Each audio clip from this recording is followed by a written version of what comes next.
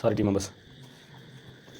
Okay, ஒரு last 2 டேஸாக நிறைய ஸ்பீச் நிறைய கான்வர்சேஷன்றதுனால கொஞ்சம் மறுபடியும் உடம்பு எனக்கு வெயிட் பண்ணது.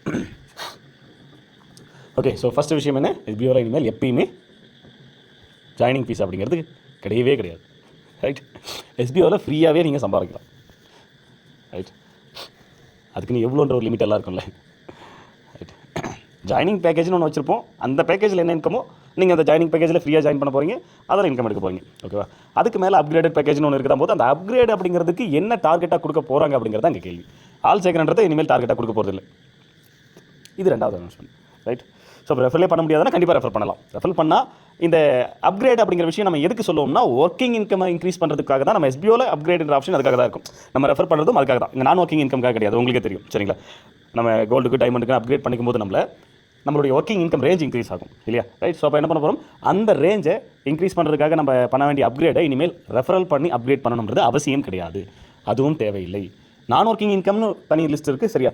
ரைட், ஸோ அந்த நான் ஒர்க்கிங் இன்கம்காக உங்களுக்கு ரெஃபர் பண்ணணும் விருப்பப்பட்டால் ரெஃபர் பண்ணலாம். ரெஃபரலே இல்லாமல் இருக்க போதில் அதுக்குன்னு ரெஃபரலை பேஸ் பண்ணி கான்செப்ட்டும் கிடையாது சார். அப்போ அந்த ரெஃபரலை பேஸ் பண்ணி மட்டுமே நான் ஒர்க்கிங் இன்கம் கான்செப்ட் இருக்கு இல்லைங்க sir. Video officer, prime leader, supreme leader, commanders, இதெல்லாம் எப்படி சார்? ஸோ கண்டிப்பாக அதுலேயும் சேஞ்சஸ், மிகப்பெரிய சேஞ்சஸ்லாம் இருக்குது. ஏன்னா ரெஃபரல் மஸ்ட் இல்லை அப்படிங்கிறத கொண்டு வர போகிறோம். ரெஃபரலை பேஸ் பண்ணி எந்த ஒரு கான்செப்ட் இனிமேல் எஸ்பிஓவில் இல்லைன்றது கொண்டு வர போகிறோம். அதை விட பெரிய விஷயம் ஃப்ரீ ஜாயினிங்கிறது கொண்டு வர போகிறோம்னா, அப்போ அதோடைய டார்கெட்ஸ் வேறு மாதிரி இருக்கும் சார். அப்போ நாங்கள் இவ்வளோ எஃபோர்ட் போட்டிருக்கோமே சார், நிறைய டீம் கொடுத்துருக்கோமே, அப்போ அதெல்லாம் வேஸ்ட்டாக போயிடுச்சிங்களா சார்? இப்போ அதே மாதிரி டீம் கொடுத்துருவாங்க இல்லை சார்? நிறைய பேர் அந்த மாதிரி டீம் கொடுத்துருக்காங்க. நீங்கள் அந்த எஃபோர்ட் போட்டிங்க பார்த்தீங்களா? அந்த எஃபோர்ட் போட்டதுக்கு உங்களுக்கு பெனிஃபிட் பயங்கரமாக இருக்குது, வரும். அதுக்குண்டான இன்ஃபர்மேஷனும் கண்டிப்பாக கூடிய சீக்கிரம் வரும். ரைட், ஸோ அதனால் நாங்கள் அப்போ கஷ்டப்பட்டு போட்டோம், இப்போ வரவங்களாம் ஈஸியாக போட்டுறாங்க, அந்த இன்கம் கிடச்சிட்றாங்க, எடுத்துக்கிறாங்க அப்படிங்கிற மாதிரிலாம் இருக்காது. கண்டிப்பாக உங்களுக்கும் அந்த பெனிஃபிட் கண்டிப்பாக உண்டு. அந்த எஃபோர்ட் போட்டவங்களுக்கு கண்டிப்பாக எஸ்பிஓவில் பெனிஃபிட் கிடைக்கும். ஏன்னா டீமை பேஸ் பண்ணியே உங்களுக்கு ஒரு இன்கம் இருக்குது. அதெல்லாம் நான் ஒர்க்கிங். சரிங்களா? நம்ம இங்கே அப்கிரேடுக்காக நம்ம ரெஃபர் பண்ண வேண்டியது கேன்சல் பண்ணியாச்சு. அதே மாதிரி ஃப்ரீ ஜாயினிங் கொடுத்தாச்சு. மெயின் இந்த 2 விஷயங்கள். ரைட், தென் மூணாவது அப்படின்றது பார்த்தீங்கன்னா, ஆல்ரெடி இருக்கிற மெம்பர்ஸ் எல்லாருக்குமே எஸ்பிஓ ரீஃபண்டபிள் கொடுத்துடும். அது இந்த விஷயம்லாம் எப்படி சார் பாசிபிள்? ஸோ அதுக்காக தான் நம்ம வெயிட் பண்ணிட்டு இருந்தோம். ஸோ அவங்களும் அக்செப்ட் பண்ணியிருக்காங்க. ரைட், பட் ஆனால் நிறைய கண்டிஷன்ஸ் கொடுத்துருக்காங்க எங்களுக்கு. ஓகே, ஸோ நிறைய விஷயங்கள் உங்களை நான் அடிக்கடி சொல்லுவோம் இல்லையா, அவங்களை எப்படிலாம் யூஸ் பண்ண முடியுமோ அப்படியெல்லாம் யூஸ் பண்ணி எஸ்பிஓ வருமானம் சம்பாதிக்கும். சரிங்களா? என்ன ஒன்று, மற்ற கம்பெனி உங்களை யூஸ் பண்ணி சம்பாதிக்கிறத அவங்களே வச்சுக்குவாங்க, நாங்கள் உங்களுக்கு கொடுத்துருவோம். அதான் விஷயம்.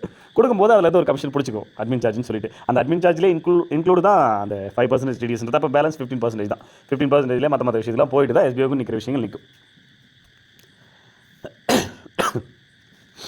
ஒரு சில டிபார்ட்மெண்ட்லாம் மீட் பண்ண வேண்டியதாக இருந்தது. அவங்களுடைய கேள்வி, எஸ்பிஓடைய டிரான்சாக்ஷனுக்கும் எஸ்பிஓவில் இருக்கிறவங்களுக்கும் சம்மந்தமே இல்லையே சார், எப்படி சார் நீங்கள் இவ்வளோ சிம்பிளாக அப்படின்ற மாதிரி கேட்கும்போது, சார் எஸ்பிஓவில் டிரான்சாக்ஷன் மட்டும் தான் சார் நடக்குது, எங்களுக்கு எங்கே சார் வருமானம் வருது? அதான் வரதெல்லாம் தூக்கி அங்கேயே கொடுத்துட்ருக்கோமே. எந்த இன்கம் வந்தாலும் எஸ்பிஓக்கு அதை என்ன பண்ணுறோம், பேமெண்ட் போகிறதுக்கு யூஸ் பண்ணால் எப்படி? இதில் வேறு அப்கிரேட் பிளான்லாம் 0 டிடக்ஷனு. அப்போ எப்படி தான் எஸ்பிஓக்கு வருமானம் வரும்? நம்ம முதலே முடிவு பண்ணது தான் எங்களுக்கு இப்போதைக்கு வருமானம் தேவையில்லை, எங்களுடைய ஃபியூச்சர் கான்செப்ட்டுக்குள்ளே கொண்டு வரும், அதில் நாங்கள் சம்பாதிச்சிக்குவோம். சரியா? ரைட், அதை நம்ம அடிக்கடி சொல்கிற விஷயம் தான். அதே தான் அவங்களுக்கு அவங்ககிட்டையும் அவங்க கேட்குறவங்ககிட்டையும் சொல்கிற டைலாக் அதுதான். ஸோ அவங்க ரீஃபண்டபிளும் தாராளமாக ப்ரொவைட் பண்ணலாம். பட் அதுலேயும் டர்ம்ஸ் அண்ட் கண்டிஷன்ஸ்லாம் கொடுத்துருக்காங்க. எங்களுக்கு இந்த மாதிரியான விஷயங்கள் வேணும், இந்த மாதிரி இந்த விஷயங்கள் நீங்கள் எங்களுக்கு பண்ணி கொடுக்கணும் அப்படின்னு சொல்லிட்டு மெயினாக ஒரு 2 கம்பெனி. ஓகேங்களா? ஸோ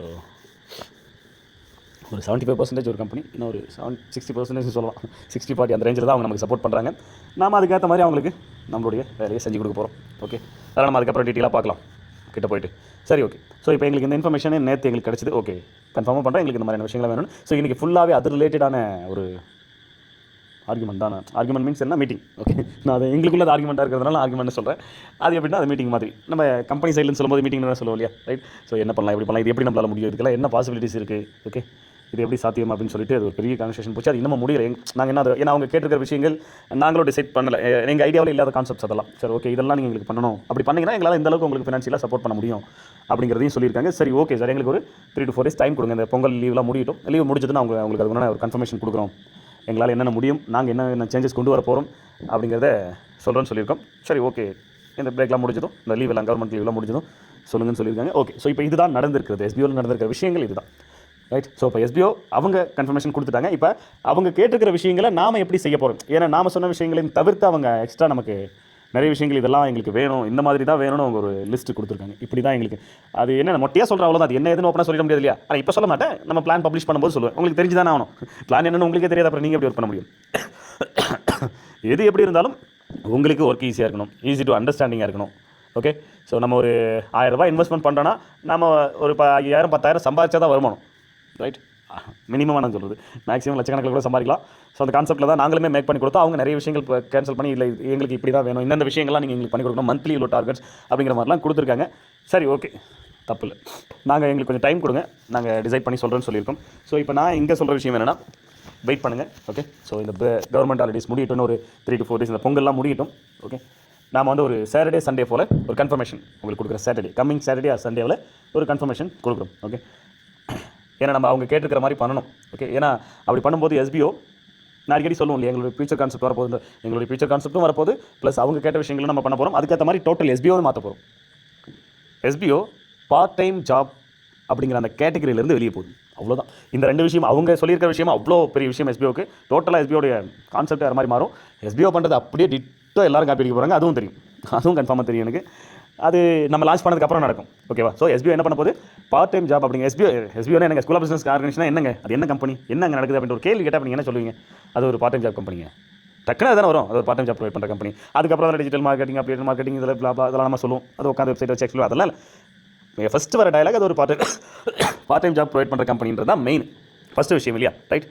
ஸோ அந்த ஒரு டைட்டில் எஸ்பிஓவை விட்டு இந்த பிரேக் முடிஞ்சு கண்டிப்பாக பிரேக் எக்ஸ்டெண்ட் ஆக போகுது, அது 100%. அதையும் நான் சொல்லிடுறேன், சரியா, ரைட்? இந்த பிரேக்கோட மெயின், இந்த பிரேக் மறுபடியும் எக்ஸ்டெண்ட் ஆகிறதுக்கான மெயின் நோக்கம் என்ன? ஃபஸ்ட்டு விஷயமே எங்களுக்கு இது அக்செப்டபுளாக சந்தோஷமாக இருக்கக்கூடிய ஒரு விஷயம் என்னன்னா, எஸ்பிஓ இந்த கேட்டகரி விட்டு முதல்ல வெளியே போகுது. இந்த பார்ட் டைம் ஜாப் கேட்டகரிக்குள்ளே இருக்கும்போது எங்களுக்கு வர பிரச்சனைகள் இருக்குது பாருங்கள். வளைச்சி பூரா பயங்களையும் தப்பு பண்ணி வச்சுட்டு, இப்போ இந்த கேட்டகரியை நாஸ்தி பண்ணி வச்சுட்டு, மூளைக்கு 30 கம்பெனி ஓப்பன் பண்ணி வச்சுட்டு, டெம்ப்ளேட் ஓப்பன் பண்ணிவிட்டு, வெப்சைட் ஓப்பன் பண்ணிட்டா போதும், கம்பெனி அப்படியே ஸ்டார்ட் பண்ணி அப்படியே இவ்வளோ வருமா ஃப்ராக்ஷன் ஆஃப் செகண்டில் அப்படின்ற ஒரு டைலாக்லாம் கூட ஓடிக்கிட்டு இருக்குது. அது எவ்வளோ நாள்னு எங்களுக்கு தெரியும். சரி, அதை பற்றி நம்ம பேச தேவையில்ல, ரைட்? ஓகேவா? அந்த மாதிரி நிறைய பண்ணி விட்டுறாங்க. அது நமக்கு அடுத்தடுத்து லீகலாக போகும்போது அது பெரிய தடையாக வந்து நிற்குது, நமக்கு லீகலாக போகும்போது, ரைட்? ஏன்னா நீங்கள் பார்க்குற அந்த மூளைக்கு 30 கம்பெனின்றதுலாம் இந்த அளவுக்குலாம் ஸ்டெப் எடுத்து மூவ் பண்ணி போகிறது கிடையாது. அவங்க அவ்வளோ பெரிய லெவலுக்குலாம் போகிறது கிடையாது. அவங்க ஒரு சில கம்பெனிகள் தான், ரேர் கம்பெனிஸ் தான் அந்த அளவுக்கு ஸ்டெப் எடுத்து போகிறது அப்படின்றவங்க. ஓகே. பட் நாம் அதையெல்லாம் தாண்டி போயிட்டு இருக்கிறதுனால நிறைய சிக்கல் அதெல்லாம் சந்திச்சுட்டு தான் இருக்கும். ஓகே. ஸோ ஃபஸ்ட் எஸ்பிஓ அந்த கேட்டகரியிலேருந்து டோட்டலாக சேஞ்ச் ஆக போது அந்த ஒரு நம்மளுடைய இப்போ கமிங் மறுபடியும் ரீலான்ச் பண்ணதுக்கப்புறம் எஸ்பிஓ என்ன கம்பெனி, இது என்ன கம்பெனின்ற ஒரு கேள்விக்கு உங்களுடைய பதில், இது பார்ட் டைம் ஜாப் ப்ரொவைட் பண்ணுற கம்பெனின்றது முதல்ல வராது. எப்படி? ஃபஸ்ட்டு பார்ட் டைம் ஜாப் கம்பெனின்றது முதல்ல வராது. ரெண்டாவது இதில் ஒரு எக்ஸ்ட்ரா ஏர்னிங் ஆப்பர்ச்சுனிட்டி இருக்குது. இந்த கம்பெனி இந்த விஷயத்தை பண்ணுறாங்க, அதுலேயே நமக்கு வருமான வாய்ப்பும் கொடுக்குறாங்க. எப்படி? அந்த ஒர்க் பண்ணக்கூடிய அந்த கம்பெனியில் இந்த பிஸ்னஸ் பண்ணுறாங்க, இந்த பிஸ்னஸ் பண்ணக்கூடிய இந்த எஸ்பிஓ கம்பெனியில் நமக்கு ஒரு எக்ஸ்ட்ரா ஏர்னிங் ஆப்பர்ச்சுனிட்டியும் கொடுக்குறாங்க. அப்படிங்கிறது தான் உங்களுக்கு வரப்போதே தவிர, இது part time job company income earn பண்ணலாம் இந்த கம்பெனியில் ஜாயின் பண்ணா அப்படிங்கிற இந்த டைலாக்ஸ் வரப்போகிறது கிடையாது. இந்த கம்பெனி இவ்வளோ ஃபீஸ் பே பண்ணணுன்றது வரப்போகிறது கிடையாது, ரைட்? ஃப்ரீயாகவே ஜாயின் பண்ண போகிறோம். இதில் கண்டிப்பாக ஏதோ ஒரு இடத்துல ஒரு பாயிண்ட் வச்சு, ஒரு லாக் வச்சு இவ்வளோ பேரை ரெஃபர் பண்ணி தான் ஆகணுன்றதெல்லாம் இல்லாமல் எஸ்பிஓ வரப்போகுது. ஃபார் எக்ஸாம்பிள், டைமண்ட் பிளான் 13,500 சம்பாதிக்கணும். இப்போ இருக்கிறது 13,500 சம்பாதிக்கணும் அப்படின்னா நியூ கான்செப்ட்டில் 12 பேர் 5 பேர் 10 பேர் 2 பேர் நீங்கள் ரெஃபர் பண்ணணும். ஏதோ ஒரு ரெஃபரல்ன்றதை மஸ்ட்டாக வச்சிருப்பாங்க இல்லையா? எல்லா நீங்கள் வளைச்சு எந்த கேட்டகரி பக்கம் போனாலும் சரி ரெஃபரல்ன்றதை வச்சிருப்பாங்க. ஓகே. ரெஃபரல் இல்லாத ஒரு கம்பெனி, ரெஃபரல் மஸ்ட்டு நம்ம ஒரு குறிப்பிட்ட லிமிட் இன்க்ரீஸ் பண்ணணும், நம்மளுடைய வருமானத்தை மாதம் ஒரு 5,000க்கு மேலே உயர்த்தணும் அப்படின்னா எந்த ஒரு பார்ட் டைம் ஜாப் கம்பெனிலையுமே அங்கே ரெஃபரல் தான் மெயின் ஃபோக்கஸாக இருக்கும். ஸோ இனிமேல் அது எஸ்பிஓவில் கிடையாது. ரெஃபரலே தேவையில்லை. நீங்கள் 13,000 20,000 30,000 கூட சம்பாதிக்கலாம், ரெஃபரலே இல்லாமல் கூட. நீங்கள் மட்டும் ஓனாக நான் சொல்கிறேன், நீங்கள் மட்டும் உள்ள வந்து நீங்கள் மட்டுமே கூட என்ன பண்ணலாம், மாதம் 20,000 30,000 கூட நீங்கள் ஒரே ஆளாக இருந்து சம்பாதிக்கலாம். நீங்கள் உங்களுடைய செல்ஃப் ஒர்க்கு நீங்கள் மட்டுமே ஏர்ன் பண்ண போகிறீங்க, 0 ரெஃபரில். அந்தளவுக்கு கான்செப்ட்டும் அவங்களுக்கு சேஞ்சஸ் கொடுத்துருக்காங்க. இந்த மாதிரி விஷயங்கள் பண்ணுங்கள். உங்களுக்கு எங்கள் சைட்லேருந்து இவ்வளோ ஃபினான்ஷியல் ப்ரொவைட் பண்ணால் அப்போ நீங்கள் ஈஸியாக உங்களுக்கு இவ்வளோ சேலரி கொடுக்க முடியும். உங்களுக்கு நீங்கள் இந்த ப்ராஃபிட்ன்றது இனிமேல் நீங்கள் பார்க்கலாம். சரிங்க சார், நாங்கள் எங்கள் ப்ராஃபிட்டை பார்த்துக்கிறோம், ஃபஸ்ட்டு எங்களுக்கு இது ஸ்டாண்டர்டாக வந்தாலே போதும் சார் அப்படின்னு தான் சொல்லியிருக்கோம். ஓகே. ஸோ அதுக்கு உண்டான இந்த டியூரேஷன்ஸ் எவ்வளோ நாள் ஆகும், என்னென்ன சேஞ்சஸ் கொண்டு வர போகிறோம், என்னென்ன சேஞ்சஸ்ன்னு கண்டிப்பாக நான் சொல்லிட மாட்டேன். பட் நான் இப்போ சொல்லிட்டேன் என்னென்ன சேஞ்சஸ் இருக்க போது இப்போ தான் சொல்லிட்டேன். எப்படி என்ன கான்செப்ட்ன்றதெல்லாம் கண்டிப்பாக சொல்ல மாட்டேன். சாட்டர்டே சண்டேல மறுபடியும் அந்த எக்ஸ்டெண்ட் ஆகக்கூடிய பிரேக்ன்றது எவ்வளோ நாள் இருக்கும், முடிஞ்சது அந்த பிரேக் முடிஞ்சு என்றைக்கு ஓப்பன் பண்ண போகிறோம் அப்படிங்கிற அந்த அனௌன்ஸ்மெண்ட் தான். கொஞ்சம் பிரேக் கொஞ்சம் பெருசாக கூட இருக்கலாம், ஏன்னா இந்த கான்செப்ட்லாம் கொஞ்சம் பெரிய கான்செப்டாக கொடுத்துருக்காங்க. எஸ்பிஓ நம்பி பரவாயில்லைன்னு கொஞ்சம் சந்தோஷப்பட்டாலும் நல்ல விஷயம். பட் கண்டிப்பாக எங்களால் முடியும், அவ்வளோதான், கண்டிப்பாக பண்ண முடியும். ஓகே. இந்த பிரேக்கில் அவ்வளோ விஷயங்கள் நமக்கு இந்த ப்ரைவேட் லிமிடெட்ஸ் மற்ற விஷயங்கள் இந்த எஸ்பிஓட ஃபியூச்சர் கான்செப்ட் உள்ள வரப்போது. இந்த கேட்டகரியிலேருந்து நம்ம அந்த ஃபியூச்சர் கான்செப்ட் உள்ள வந்துட்டு எஸ்பிஓ பார்ட் டைம் ஜாப் கேட்டகரியிலே போயிடும். ஃப்ரீ ஜாயினிங், ரெஃபரல் இல்லாத ஒரு எஸ்பிஓ, அத்தனை பேருக்கு ரீஃபண்ட் கொடுக்குறதுக்கு அவங்க வச்சிருக்கிற கண்டிஷன், இதை பற்றிலாம் யோசிக்கணும். ஓகே. இதுக்கு அவங்க வச்சிருக்கிறபடி எப்படி இதை மூவ் பண்ண முடியும், இதெல்லாம் சொல்கிறோம். Okay, right. ஒன் பை ஒன்னாக நிறைய விஷயங்கள் கம்மிங் எஸ்பிஓவில் வரப்போகுது. எஸ்பிஓ பொறுத்த வரைக்கும் நீங்கள் டிசைட் பண்ணிங்க, நீங்கள் போட்ட இன்வெஸ்ட்மெண்ட் மறுபடியும் ரிட்டர்ன் எடுக்கிறதுக்கு, ஏர்னிங்ஸ் எடுக்கிறதுக்கு கொஞ்சம் தள்ளி போகுது லாஸ்ட்டாக ஜாயின் பண்ணவங்களுக்கெல்லாம். ஓகே, அவ்வளோதான். நான் அடிக்கடி எப்பயுமே சொல்கிற ஒரு விஷயம் தான், எஸ்பிஓ உங்கள் லைஃப்பில் எங்கே பார்த்தாலும் நீங்கள் எஸ்பிஓ பார்க்கலாம் அப்படிங்கிற ஒரு விஷயத்தை சொல்லியிருப்பேன். நான் சொல்கிற நிறைய விஷயங்களுக்கு நிறைய பேர் அர்த்தங்களை வேறு மாதிரி இப்படி இருக்குமோ அப்படி இருக்குமோ அப்படின்னு நிறைய காமெடியில் வர மாதிரிலாம் யோசிச்சுட்டு நீங்களா டிசைட் பண்ணிக்கிறீங்க. அப்படிலாம் டிசைட் பண்ணாதீங்க. ஒரு சில விஷயங்கள் நான் என்னதான் ஓட்டவாயாகவே இருந்தாலும் வளர்வாயாகவே இருந்தாலும் வளர மாட்டேன், ஒரு சில இம்பார்ட்டண்டான விஷயங்கள். சரியா? அதனால் அதெல்லாம் நீங்களாக டிசைட் பண்ண வேணாம். அது என்ன வரப்போகுது அப்படிங்கிறது ஃபுல்லாக கம்ப்ளீட் பண்ணிவிட்டு இருந்தாங்க அப்படின்னு கொடுப்பேன். அவ்வளோதான். சரியா? அப்படி தான் பண்ணுவோம். ஸோ அதில் ஸ்டாண்டர்டாக இருக்கும். ஸோ வெயிட் பண்ணுங்கள், எல்லாமே நல்லபடியாக முடியும். பொங்கலை நல்லபடியாக செலிப்ரேட் பண்ணுங்கள். ஓகே, அகைன்ஸ் அனைவருக்கும் எஸ்பிஓவின் பொங்கல் தின வாழ்த்துக்கள்.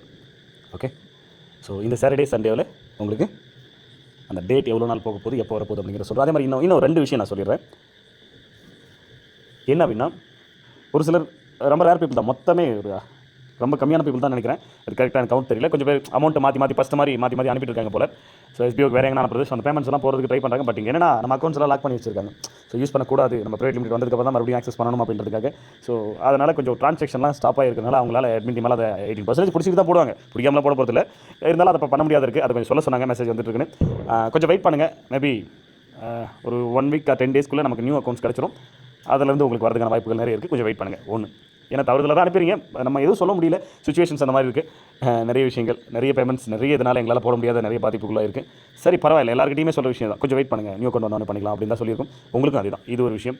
2வது விஷயம் என்னன்னா, எஸ்பிஓவை நான் நம்ப மாட்டேன்னு யாராவது இருந்தீங்கன்னா இன்ட்ரடியூசரையோ டீம் லீடரையோ டிஸ்டர்ப் பண்ணுறதை விட்டுருங்க. ஓகே, நான் வேணால் நாளைக்கு ஒரு போல் வைக்கிறேன், எனக்கு நாட் ட்ரஸ்டட் எஸ்பிஓ அப்படின்ற மாதிரி ஒரு ஆப்ஷன் கொடுக்குறேன். ஓகே, ஸோ அது ஒரு குறிப்பிட்ட மெம்பர்ஸ்க்கு மேலே போகுது. நான் எஸ்பிஓ நம்ப மாட்டேன், எஸ்பிஓ கண்டிப்பாக வராது, என் பணம் போயிடும், அப்படிலாம் நான் பயந்துக்கிட்டு இருக்கேன் அப்படின்னு எஸ்பிஓ நம்ப மாட்டேன்னு யாராச்சும் இருக்கீங்கன்னா அந்த போல் நான் வைக்கிறேன். அந்த போலில் ஓட் பண்ணுங்க. நாளைக்கு நான் அந்த போல் வைக்கிறேன். அந்த மெம்பர்ஸ் லிஸ்ட் அதிகமாக வந்துச்சுன்னா பர்சன்டேஜ் வைஸ் எப்பயுமே ஒரு 10% வரும். அதை விட்டோம், அந்த 10% தாண்டி ஒரு 20-30% போய் நிற்கிது அப்படின்னா, ஸோ அப்போ எஸ்பிஓ எப்பயுமே பண்ணக்கூடிய ஒரு விஷயத்தை, எஸ்பிஓவில் மட்டுமே நடக்கக்கூடிய ஒரு விஷயத்தை, உங்கள் யாருக்கெல்லாம் எனக்கு நான் எஸ்பிஓ நம்ப மாட்டேன்னு சொல்கிறீங்களோ அவங்களாம் ரிட்டர்ன் எடுத்துக்கலாம். அவங்க பே பண்ண அமௌண்ட்டை 100% 18% போக ரிட்டர்ன் கொடுப்போம்.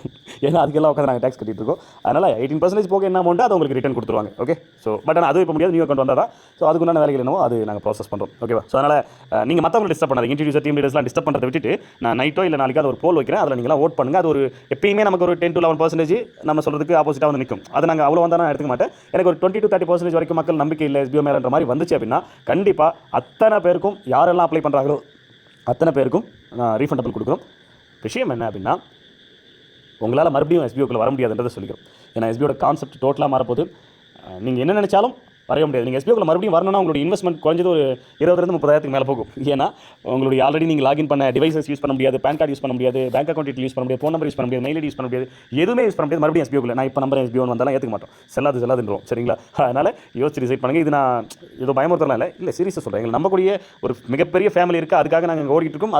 அது நம்மளுக்கு கொஞ்சம் தள்ளி போனாலுமே அது அந்தளவுக்கு ஒர்த்துன்னும் போது நாங்கள் வெயிட் பண்ண ரெடியாக இருக்கோம். அத்தனை பேர் வெயிட் பண்ண ரெடியாக இருக்கோம். நீங்கள் மட்டும் தான் வெயிட் பண்ண ரெடியாக இல்லை அப்படின்னா உங்களுக்கு நீங்கள் லாஸ் ஆகாத அளவுக்கு நாங்கள் அந்த பணத்தை ரிட்டர்ன் கொடுக்க ஆரம்பிக்கிறோம். ப்ளஸ் நீங்கள் ஒர்க் பண்ண அமௌண்ட்டும் எங்களால் கொடுக்க முடியும். இப்போவே முடியுமா? இப்போ இல்லை, ஸ்டார்ட் பண்ணதுக்கப்புறம் ஸ்டார்ட் பண்ணதுக்கப்புறம் நீங்கள் பே பண்ண பணத்தை பிஃபோர் ஸ்டார்டிங் கூட எங்களால் நியூ அக்கௌண்ட் வந்தோடனே போட்டு முடிச்சிடும். ஓகேவா? நாங்கள் ரெடி. ஓகேவா? நீங்கள் ஒர்க் பண்ணது உங்கள் வாரத்தில் இருக்கிற அமௌண்ட் என்னவோ அதை நாங்கள் ஸ்டார்ட் பண்ணதுக்கப்புறம் கொடுக்கவும் ரெடியாக இருக்கும். பட் மறுபடியும் நீங்கள் உள்ளே வர முடியாது. அதுதான் விஷயம். சரிங்களா? ரைட். ஸோ அதனால் எதை யோசிச்சு பண்ணாலும் எதுவாக இருந்தாலும் எஸ்பிஓ கூட உங்களுடைய கான்வர்சேஷன் இருக்கட்டும். அதனால் மற்றவங்களை இன்ட்ரடியூசர் டீம் லீடர்ஸ்லாம் டிஸ்டர்ப் பண்ணுறது இது ரிலேட்டடாக விட்டுருங்க. ரைட். எஸ்பிஓ வராது, நம்பிக்கை இல்லைன்றவங்களாம் தனியாக ஓட் பண்ணுறதுக்கு ரெடியாக இருங்க. அடுத்தது ஆஃபீஸில் வந்து சம் மெம்பர்ஸ் அங்கே வராங்க, அங்கே ஆப்போசிட்டில் இருக்கிறவங்க சொல்கிறாங்க. ஒரு சிலர் வந்து கேட்குறாங்கப்பா, நீங்கள் லீவ்னு போட்டிருக்கீங்க, இருந்தாலும் எங்களை கேட்குறாங்க. அதான் அங்கேயே லீவு இப்போ தான் ஓப்பன் ஆகணும் தெளிவாக கிட்டத்தட்ட 8 ஷீட்டோ 9 ஷீட்டோ ஒட்டி வச்சிருக்காங்க. அதையும் தாண்டி அது ஆப்போசிட்டில் இருக்கிறவங்க போய் கேட்குறீங்க. நான் இங்கே சொல்லிட்டு இருக்கேன், ஆஃபீஸில் ஒர்க்கிங் இருக்காது, ஒர்க் ஃப்ரம் ஹோமில் தான் ஏதாவது ஒர்க் இருந்தால் பண்ணுவாங்கன்னு. மறுபடியும் லீவ் லான்ச் எப்பயோ அதுக்கப்புறம் தான் ஆஃபீஸ் எப்பயுமே ரெகுலராக இருக்கும். சரிங்களா? Right. Notice board instruction follow பண்ணாலே போதும். நேற்று கூட சொல்கிறாங்க, என்னது நாளைக்கு சங்கர் சார் நாளைக்கு நைட்டாக இன்ஃபர்மேஷன் கொடுத்துருவார் அப்படிங்கிற ஒரு விஷயத்தை. அப்படி இருந்தாலுமே இன்றைக்கி நிறைய குரூப்பில் நிறைய மெசேஜஸில் என்னாச்சு 13 அப்டேஷன் கொடுக்குற நிறைய என்னாச்சு, ஏன் வரல என்ன ப்ராப்ளம், எப்போ தான் கொடுப்பாரு, என்னதான் அப்டேட் அப்படின்ற ஒரு விஷயத்தை கேட்டுட்டு இருக்காங்க. அப்போ அவங்க நோட்டீஸ் போர்டு பக்கம் வரதில்லை. நோட்டீஸ் போர்டு பக்கம் வராது இருக்கிறவங்களுக்கு எல்லாமே தனியாக ஒரு பனிஷ்மெண்ட்டே வரப்போகுது. அது அப்புறம் பார்க்கலாம். Okay, thank you.